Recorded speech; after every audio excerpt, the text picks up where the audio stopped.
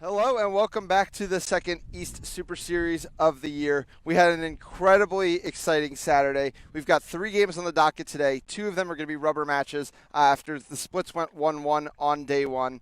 We're here to break it all down with you. I'm Ethan Sturm, joined by Jack McGovern. Jack, we talked about a lot yesterday. One of the most competitive Super Series top to bottom we've ever seen. Just incredible quidditch all the way through. Yeah, we had such great matchups yesterday, and now we have an incredible treat with these 2 rubber matches between some exceptionally talented teams, the Boston Forge and the Washington Admirals first, and then we'll get a rubber match between the Washington Admirals and the Charlotte Aviators next up. So I can't wait to see how this plays out. I'm really excited. Yeah, so let's recap how we got here. Game one, Washington jumped out to an early lead on Boston. Boston kind of crept back in the middle part of the seeker floor. Game was basically neck and neck going to snitch on pitch. Tyler Beckman delivering the grab for the Forge, and then just kind of a back and forth in the quaffle game until the Forge were able to walk away with the win. In game two, Washington came out firing once again. This time they were able to hold on to a lead all the way through. Boston does make the grab again to make it tight. We end up in a first to 3, then first to 2, and then next goal wins. Boston gets the opportunity. Ian Skuro airs a field-long pass that Tyler Trudeau goes down hard, intercepting. Actually, has to come out of the game brief with an injury. And then the hustle play by the combination of Cody Nardone and Dale Farnan in the last possession to put it through. Only the second loss in the regular season ever for the Forge. So these two teams have had a chance to look at the tape. They've had a chance to strategize. What adjustments do you think these teams need to be making going into the last game? Yeah, I think the Washington Admirals will be looking at the middle portions of their games and critically examining some of the turnovers on offense. I think that's really where they let the game get away from them earlier in the day. And then also, I think the Admirals will be wanting to look to their snitch on pitch in the final game, where they caught their first snitch of the day with Brendan Hutton pulling. And they're going to be looking to try to replicate that because it was tough for them losing leads repeatedly before that. Yeah, Admirals 2-5 on the season. Unfortunately, also 2-5 in the snitch game this year. They were 1-5, as you mentioned, until Hutton got that grab. I'm so interested to see what this beating pair of Cody Nardone and Melissa Smith continue to do. I thought they had borderline like MVP performances for the Admirals in allowing the team to function. I mean, their quaffle game is so strong that all they need is the opportunity, and the two of them consistently gave it to them yesterday. Obviously, another tough matchup with the Boston beating core. Boston is still without Lulu Zhu, who did get injured in a warm-up yesterday and missed most of the day, including their loss to the Admirals. So we'll probably see Eddie Arjona again kind of eating those minutes alongside Max Havlin. Interesting to see maybe they slide Serena Montero up into some of those minutes as well. And then the combo of Mario Nasta and Ashley Dolan will be on the field as well because Leanne Dillman also not traveling with the team this weekend. So definitely an opportunity here for Washington. Yeah, and I think Adi Arjona stepped into the minutes well and made some big plays, bludger catches, strong positioning throughout.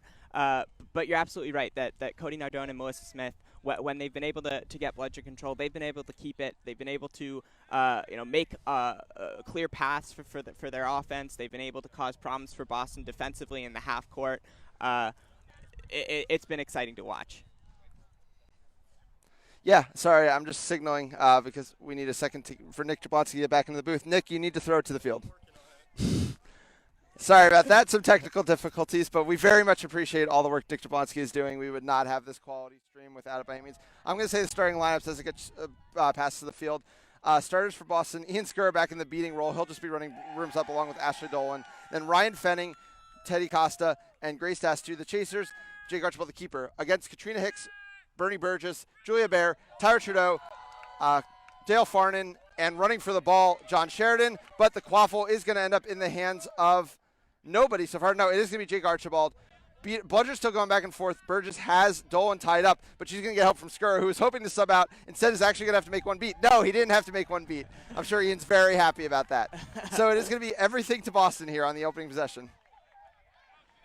Yeah, this is a great chance for Boston to get off to a strong start in the half court. They have Ryan Fenning with their opening line of Dastu, Archibald, and Costa. Yeah, Fenning was taking more and more of those minutes from Beckman with the opening line on day one, and now he just seems to be the wing chaser for this line. He's working on John Sheridan. He's going to throw it all the way back up to Archibald. Boston looking to work on some spacing, kind of that classic diamond that they won a championship with 2 years ago. Dastu has the ball on the wing.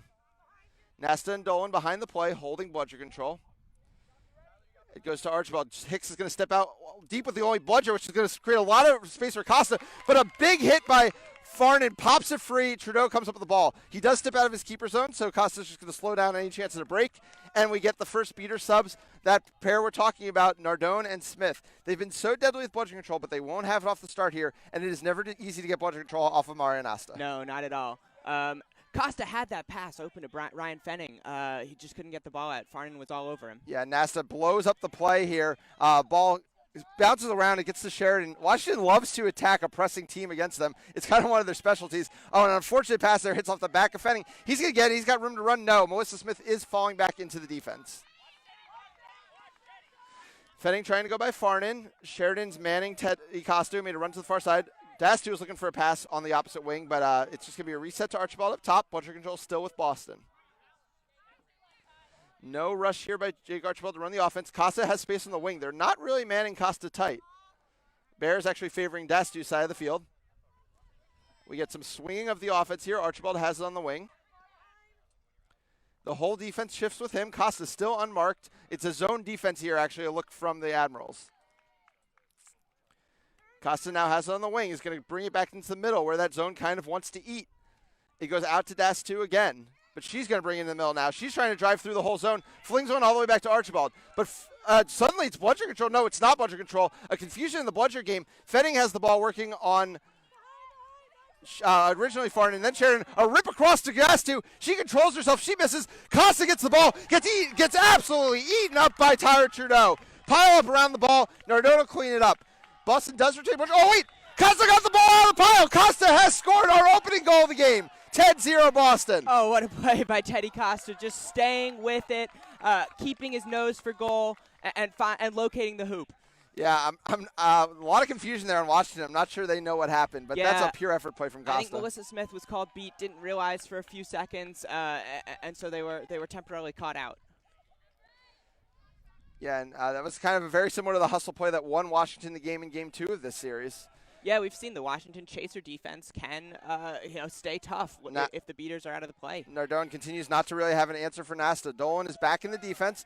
Farnan is unmarked currently, is looking for the long reset. It looks like Dastu is now going to step out to him. Dolan's in the lane. Pass is picked off by Costa. And now Boston considered running, but Smith standing stout in the middle of the defense.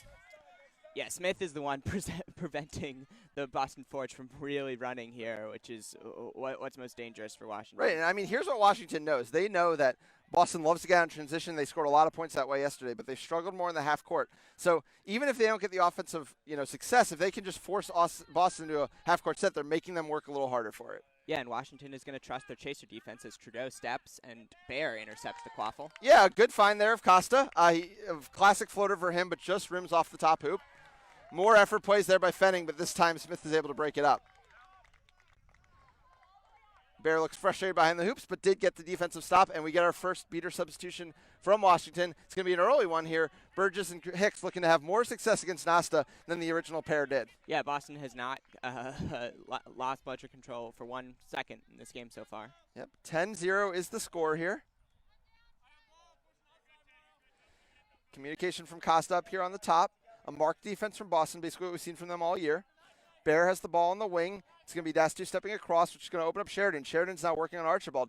Chooses not to step in. Instead goes back to Bear. It's going to reset all the way up to Farnan. A high press by Costa. It's going to be a meet by Katrina Hicks's beat. The beaters of Boston sitting deeper and deeper. Trudeau tries to shoot. Oh, finds Bear! And Bear puts it through. We're waiting on a call. I think the refs are going to get together to discuss it. But Tyra Trudeau, just an incisive pass with the beater control sitting deep, still managed to find an open player. And I love the offensive movement by the Washington Admirals, cycling the quaffle behind the hoops, drawing the beaters back, and then pushing forward, going back to the top of the key, and finding Julia Baer for the goal. I think it's a great point. By sending it back, they actually made the beaters play deeper than they had been. Nasta's been playing so far up, and he was never able to get back to the spot where he was dominating play from. Exactly. That's what you gain by cycling the quaffle around in a longer possession. Bludger Control is also won by Washington during that exchange. So first chance with Bludger Control, and that's a knocked away pass. Farnon's going to fall on that quickly. Another wasted possession here from Boston. Yeah, that's just sloppy from the Forge. So Bludger Control with Washington, 10-10 game here early. Game 3 of an intense series. A reminder, the Boston Forge has never lost a regular season series in the East Division. Their only loss previously was Game 3 of a series against New York in 2019, a series they had already wrapped up 2-0.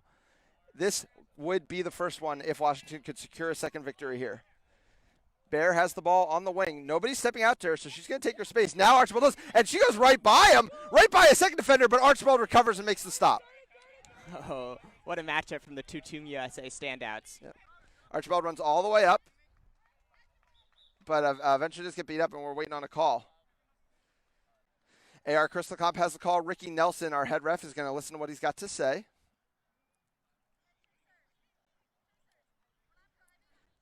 Bludger Control is still sticking around. Communications on both sides of the ball as these teams try to shake off some early morning jitters. We always say the hardest game to play in Quidditch is the first one of the morning. I think the Washington Admirals are feeling good, though. I mean, they're coming off 2 wins last night. They look ready early on. Yeah, I mean, when we talked to coaches Tyler Trudeau and Julia Baer midweek, they were talking about kind of the cultural changes that the team's been trying to institute. Admirals have, kind of had a reputation in MLQ, and they've kind of always come up short, even with some exciting rosters. Yeah. And they really want to create a competitive culture for this team, as it looks like Julia Baer is going to be picking up a blue card here. But yeah, trying to improve, make a real competitive culture. They're talking about, practices where everything is very, by the books, and you show up on time. And I mean, 0-5 was such a tough start, but I think it's a culture like that kind of helps you get through it and then really be able to celebrate the big wins when they come. Yeah, it's the culture that gives you the belief when things start going right that the wins are going to keep coming. Yep. So Baer will be in the box for a minute.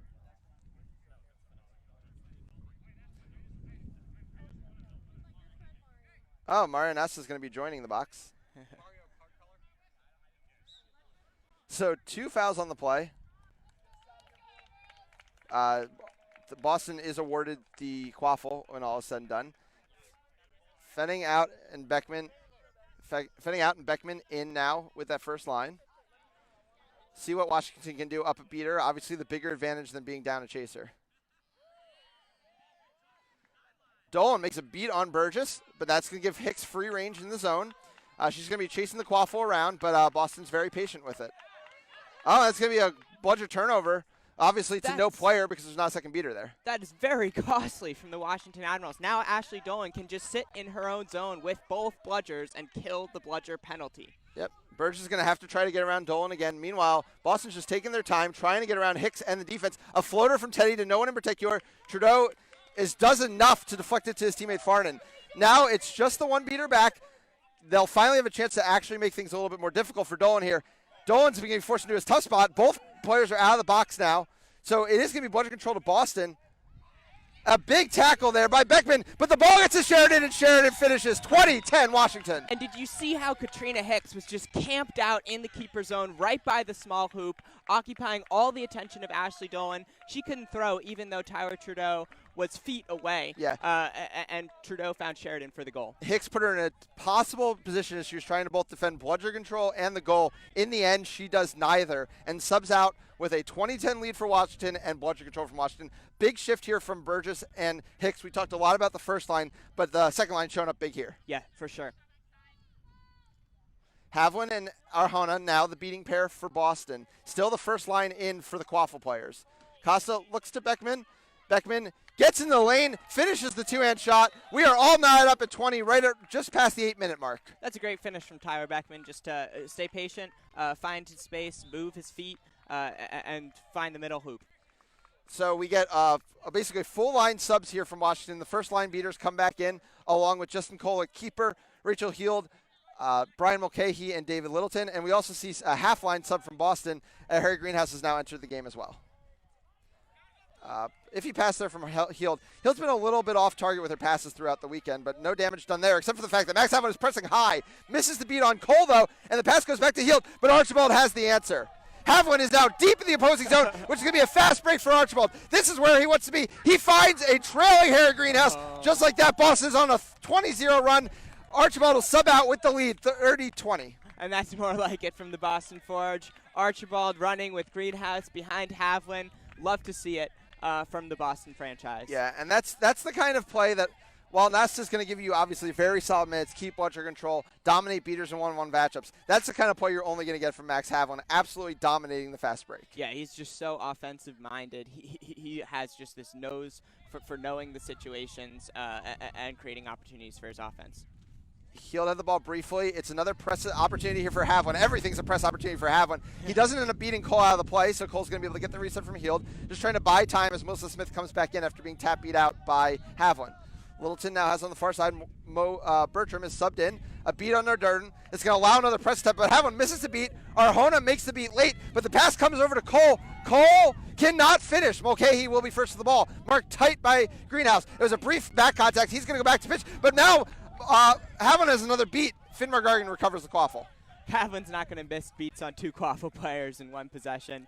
He was out of the play for a moment, but just as soon as he could regather control, he beats out the quaffle carrier. Yeah, this is a gut check here from Washington. This is where they've lost some games, right around this point in the game. And Havlin is blowing up the zone. Skura has the ball behind. Skura patiently waits, but he can't put it through the middle hoop. Greenhouse is there to recover without using a reset. And Washington is in danger of this becoming Boston just shooting endlessly here. But here's the thing, in their zone, they don't mind those shots. They have to see how they can move this zone a little bit more than they have. Skura's in the lane. He fires it. Unfortunately, he's got the shortest target on the team in Greenhouse. Yeah. I mean, you did see a player step out from the hoops there. So we'll see how tough this zone can hang with Boston. Yeah, I mean, we saw the idea on that first time through that possession. You want to get it back behind. That's where the zone has to make difficult decisions. Skura ended up taking a shot. I don't think it was that bad of a shot. I honestly think the middle hoop was pretty open. He just missed a little high. The second look felt a little bit more forced. They were running a little bit more compactness, which you don't really want to do against the zone. Right, but I'd like to see them get the ball in the hands of Skura again behind the hoops for him to take some more time back there and pick out a passing option. Heald has the ball. Bloodshed control still with Havlin and Arjona. They haven't lost it since they got it. Smith is beat out. Havlin is looking to press on a beater. Arjona, though, doesn't have the ball, but Greenhouse is now looking to run. He's going to have to get by Mulcahy, though, but he does have an option in McGargan. McGargan now has the ball, wrapped up by Cole, but slips through. McGargan's looking to go, but Mulcahy answers. Mulcahy, a big tackle. Now it's C-Degenerate. It's an advantage call, though, in Boston's favor, and I think the card's going to come now. Yeah, I think that was possibly a high tackle on the Washington Admirals. Yeah, it looks like Justin Cole is going to get the yellow card as he transfers the green headband to Rachel Heald.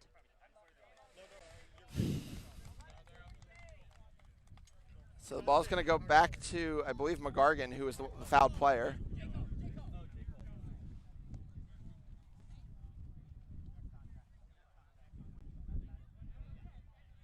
McGargan has the choice of the ball where he stands or the ball anywhere along the keeper zone. He's got a pretty clear shot from where he stands, so that's what he's going to take. Puts it through. A 30-0 run for Boston now on the back of some strong beating from Havlin and Arjona. It is now 40-20. Yeah, I mean, they flipped the game on its head, just opening up opportunities for the Boston offense. So what response does Washington have? They haven't scored a point in a very long time at this point, even though they've had some opportunities. And Nardone and Smith have not been able to wrestle Bloodshed control away from either of the top two Boston lines. A big beat there by Havlin on Nardone. Another high press is coming, and it's a pass to nobody in particular. Smith is going to be beat out too. She's going to be able to send one back towards Nardone. It's not going to be Bloodshed control, but at least they have one in transition. No, they don't have one in transition, but a big stop by Heald there. It's a race for the quaffle, and TJ Jenner's going to stop it. They really needed that stop for Heald. Yeah, that's an important block for her after she turned the ball over for the second time in this shift. Yep. Yeah, McGargan arguably could have taken it all the way to the hoops there. Probably didn't have a good idea where the beaters were. The beaters were all lost. The big thing, though, for Washington, though, is they do get bludger control out of that scramble as Boston tried to push high for the fast break. And now we get Burgess and Kixon, who I honestly think have been the stronger pair in this game. Yeah, definitely. They've shown great field awareness and been able to camp out in the Boston keeper zone and create some opportunities for the Washington offense. Okay, he working on McGargan. TJ Generate, as we mentioned briefly, is back in the game as well. Generate, the young Maryland product, has the ball in hand. Swings it over to Heald, Team USA and Kansas product. A long pass over to Mulcahy. He was protected by, a beautiful shot. I do not know how Skura didn't get a hand on that, but finally the Admirals are back on the board, and it's from one of their stars, Brian Mulcahy. Yeah, Mulcahy just found the slightest window there to sneak the quaffle through past Skura. Great play by him to stay focused. Yeah, and that was the Admirals running an old Boston concept where a beater is protecting a wing chaser all the way down the zone so nobody could get to him. Yeah. Exchange of beats there. Haviland's going to win bludger control. Much needed there for Boston. Swings over to Skura. Oh, no, but Burgess is taking off Arjona. Haviland now has to make a desperation beat.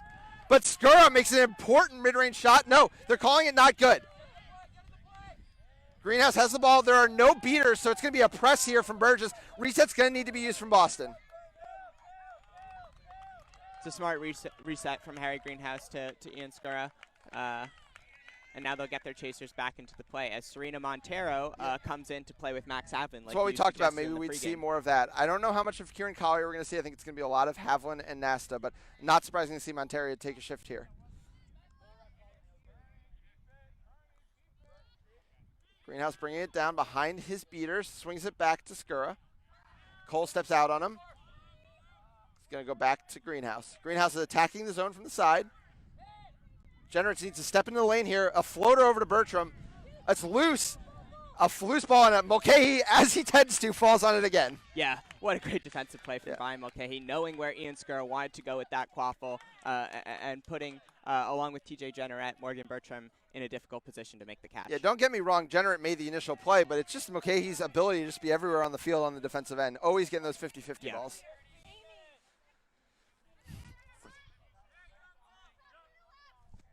40-30 the score here in favor of Boston.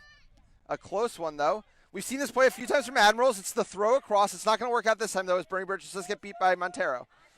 Generate has the ball on the wing, looking to work on Bertram. Doesn't see...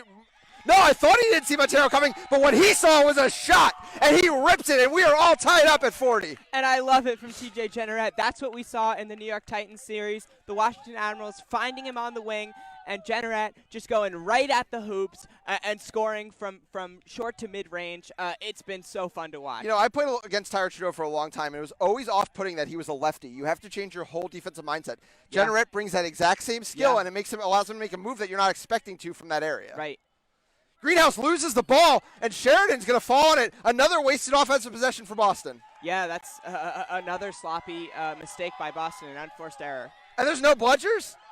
Generate and Trudeau running together. Generate with the stutter step. Gets by Skura. Gets by Doyle. Generate scores again. Oh, this is what TJ Generate brings to the Washington Admirals. His goal production is huge right now for the second line. Oh. What a performance by the young player. He's going to sub out. He has earned his sub. Washington is back in control. And now we do see the full third beater line from Boston. It is going to be Collier and Montero. And we also see the third beater line from the Admirals. It will be Hutton and Bourne. Yeah. This is going to be exciting to see. Julia Bear and Rachel Heald in the quaffle game for the Admirals. Archibald back in the game. Hutton immediately misses a beat. It's kind of the style we see from Hutton. It is all or nothing when he's out on the field beating. Ball back to Costa. First line chasers in. Shot goes high. Oh, I think Sheridan's going to be there first, and he doesn't have an immediate beater problem, so he could use a reset if he has to. He's not going to have to. Great job there by Sheridan, and another lost possession from Boston. 50-40 now the score. Washington leads for the first time in quite a while. Can they extend it? Bourne is protecting Bear.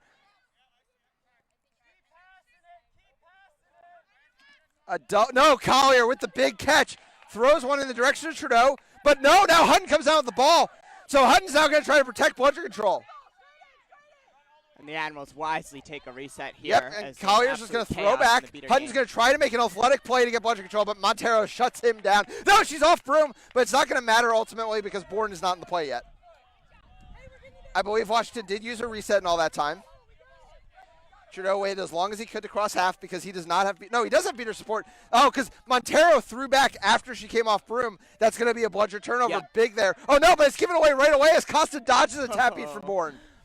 Bludger control just going back and forth every second here, it seems. Yep. A swing all the way across to Heald. Heald has space, though Doyle's closing fast. Back to Trudeau. Trudeau now can drive in the lane. As Collier gets beat out, Trudeau's all alone. Oh, Trudeau can't hit the floater over Archibald. Oh, and that's a gimme from Trudeau. He makes that 9 times out of 10.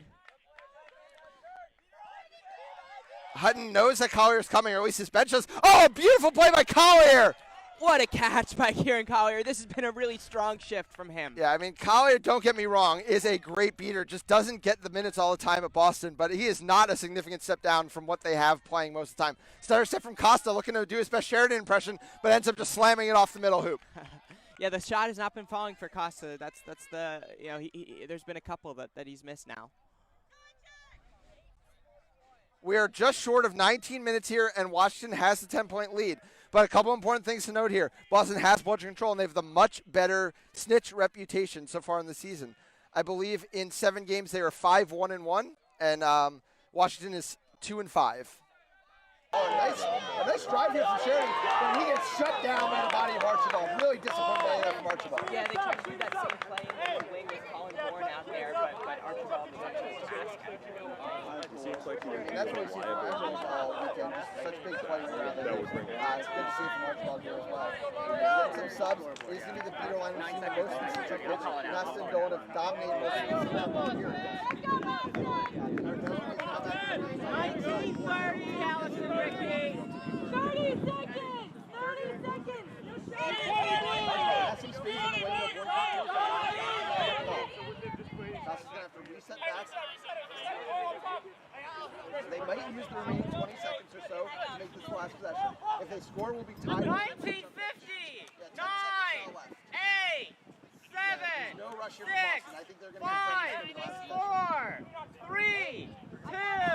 1! 20 minutes! Will be the last possession. And it's going to end in a hurry because Colin Bourne makes a beautiful beat on Teddy Costa. 60-40. The Admirals will carry the lead. All right.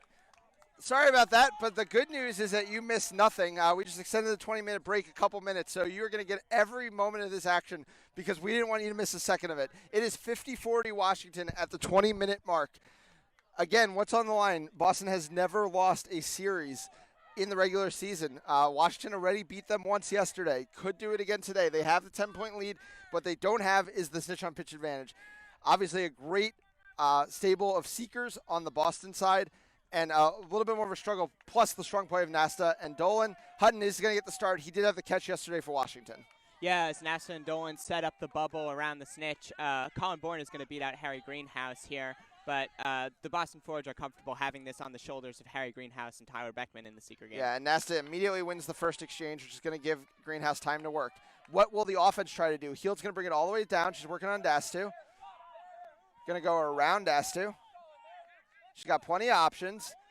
Bear is unmarked. We know Bear has a trademark shot from that area, but for now she's just going to reset it to Farnan. So much time for Greenhouse. And Nasta just turned around and made the beat, which is going to give Doyle the free space to run end-to-end. And Nasta just caught a bludger too, and so he's going to reset that bubble. Yeah.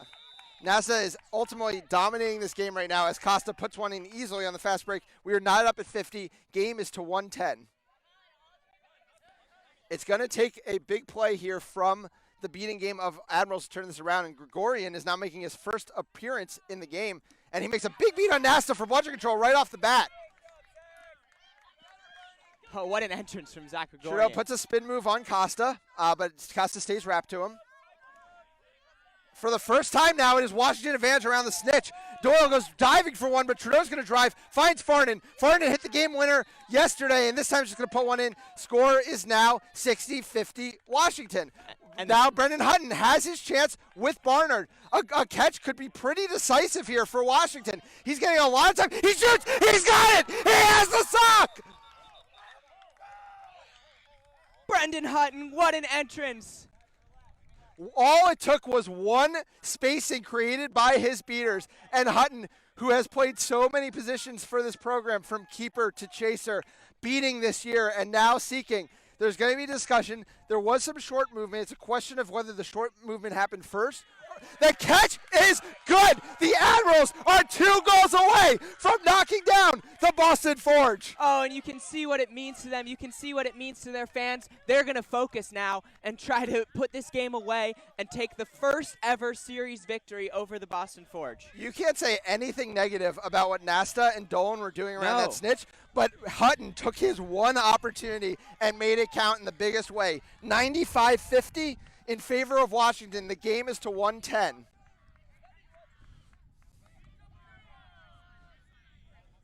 Costa's beat out of here. Gregorian stayed in the game. Gregorian could not have played a bigger 20 seconds of Quidditch in his entire life. Not at all. High press here from Gregorian. They're feeling comfortable in the zone. You love to see it. Archibald just going to bring it down the right side, protected by Nasta, marked loosely by Farnan. Farnan will be beat out. Gregorian knocks out Dolan. Dastu is behind the hoops. Trudeau stepping out to her, looking for a wrap to force turnover. She gets it out to Doyle, but Doyle's immediately met by Burgess. Jump ball. Archibald slaps it. He's not going to score a goal, but he will get it back to Costa without using a reset. Nasta just whiffs on a beat on Gregorian. Burgess is going to try to protect them both. He's going to beat Dastu, which is going to send Boston's ball all the way back. Luckily, Boston didn't use the reset because I think they're about to have to, and he will. Burgess runs it up, forces the reset out of Costa. Dale Farnan subs out. Brian Mulcahy in. It is the veteran old Boston line of quaffle players looking to defeat the new one. Misbeat there by Burgess. Nasta, who's going to get the ball? The ball's going to be given to Boston. Archibald, loose ball. Mulcahy strips it off of him. And there's Mulcahy again falling on the loose ball. Incredible to secure that turnover from Mulcahy. Montero and Collier subbing in. I think they had a very solid shift their first time out in this game. Now they are protecting do or die time because it just needs 2 more goals from Washington. And I'd like to see Washington's beaters get pretty aggressive, knowing that all that matters is them putting a couple more through the hoops. I think you're going to see that. Cody Nardone recognized that situation. Melissa Smith recognized that situation yesterday as they knock out Kieran Collier quickly. Just an exchange of no beats because Melissa Smith was called clear, but bludger control stays with Boston. Trudeau in no rush to get the offense going here. Sheridan has the ball all the way behind, S2 marking. Slips by her enough to get out to the wing and swing it back to Trudeau. Trudeau makes a nice block on a Montero beat, gets flipped over by Costa. Loose ball flying everywhere. Mulcahy eventually falls on it. And there's no bludgers for the Washington Admirals. Doyle marking him tightly. Costa comes flying in because Doyle came down. Nardone beating everyone out. Sheets of yesterday. And Mulcahy finds Bear. Oh. The Washington Admirals are 1 goal away. What passing from the Washington Admirals. What intelligence from Brian Mulcahy to find Julia Bear there on that far hoop. And the bludger just did not come back quickly enough to Serena Montero to make the beat in time. You know, I was watching closely the last play of the last game with Nick Jablonski last night, and one thing we noticed is most beaters don't even do what Nardone did on the last play of that game and go all the way deep into the zone to beat off chasers. He did it again here, and that was a difference maker on this play. They're now 1 goal away. Skura into the game. Yeah. It's going to take 6 goals from Boston. And he told us in his post-game interview that's exactly what he was trying to do. Ryan Fenning now with the quaffle. Boston needs a goal here. Yeah, they got bludger control, which is also very important, but can they get a goal? Nardone stepping high on Greenhouse, flings it all the way across to Bertram. Bertram recovers. And Cody Nardone is going to regain bludger control for the Washington Admirals. It will come at the cost of a goal, but honestly, at this point, the Admirals can afford to trade a goal for bludger control. They can, and that's another really smart play from the Admirals beating core. The bench knows it. They just need one, whatever it takes to get it. The quaffle players on the field are Sheridan, the young UMD player, Mulcahy, originally out of the Boston program, Trudeau and Bear, also from that Boston program. Trudeau is in the lane. There are no bludgers around. Trudeau tries to drive through. Trudeau hits the dunk. The Washington Admirals have taken a series off the Boston Forge. The Kings have been dethroned. Oh, and they stormed the field, their fans. You can see how much this means to them. What a win for the Washington Admirals. Historic here in Washington, D.C. Yeah, one of the swarming players, Riley Stars, who's been out with an injury all season, one of the longest tenured members of the Admirals, a player they love to have on the field but just can't right now. You can see the joy in his face. What a huge victory for this program. We were talking about that 0-5 start, and they went off 3 straight wins, including 2 against the Boston Forge. Yeah, it's just incredible to see the turnaround from this Washington Admirals team over the course of the season. We knew what they could do from what they showed against the New York Titans, from what they showed in the first 2 games yesterday. But now they are putting it all together. And could they be the most dangerous team in Major League Quidditch right now as we head towards a championships for which they will be the home team? Yeah. You know, as far as this beater core can take them is as far as this team's going to go, because their quaffle core is second to none. And what we're seeing game in and game out is more and more improvements from Nardone, from Smith. But in this game, Burgess and Hicks making the big step up, because I think at times it was Nardone and Smith were having a little bit more of a struggle, and it was Burgess and Hicks who always seemed to have the answer coming in off the bench. Yeah, they've been able to rely on both of those top 2 beating cores, and they've been able to bring some people off the bench, and Brendan Hutton, Zach Gregorian, to make some impact plays too, and spell some minutes for the top 2 lines. So really like what I've seen from the Washington Admirals here. Yeah, so we're going to get an interview because nobody wants to hear from us. They want to hear from an Yes. Admirals player, so that's for sure. So we'll cut the stream for a second. We thank you guys all for tuning in. Washington Admirals have defeated the Boston Forge 2-1, the first ever regular season series loss for the Forge. We'll be right back with an interview. We are back at the fields at RFK Stadium. Jack McGovern here with Julia Bear, chaser and head coach, or assistant coach for the Washington Admirals. Julia, congratulations. You guys just got your a series victory over the Boston Forge, the first team to beat the Forge in a series in the regular season. Yeah. How does it feel? There are no words. Seriously, there are no words. And it's especially impactful for someone for people like Tyler and I as head coach and assistant coach, because, you know, this was our franchise for years and years. Yeah. You know, we won the first championship ever of MLQ with them in 2015 and kept it rolling. And when we came to the Admirals in 2019, we didn't really know anything about the program. We weren't coaches. We were kind of uncomfortable in the new system. We were just trying to get our feet underneath us. Yeah. And then to come out this season as coaches and just change the face of the program and get that first series win in history against Boston in the regular season, there's just no words. It's really special. It's amazing. And can you talk for a little bit about what your beaters have done, especially those top 2 lines, Cody Darnone and Melissa Smith, and Katrina Hicks and Bernie Burgess? They were huge in this last game. Yeah. I cannot say enough good things about those 2 lines, especially because 2 of the 4 people in that 4 group were not intending to be beaters at all this season, and that would be Cody and Bernie. But they have just come out with such confidence, such know-how. They're the ones that watch film all day long. Bernie got stats on every beater play from every play of the series against New York. They're just really, really smart players, and I think because of that, they were able to take advantage of some of the gaps in the Boston beater core, and they just came out with such confidence in these last 2 Boston games and took it home for us. Great. Thank you so much, Julia Bear. Enjoy the win, Thank you. and we look forward to seeing you guys against the Charlotte Aviators. Thanks, Jack.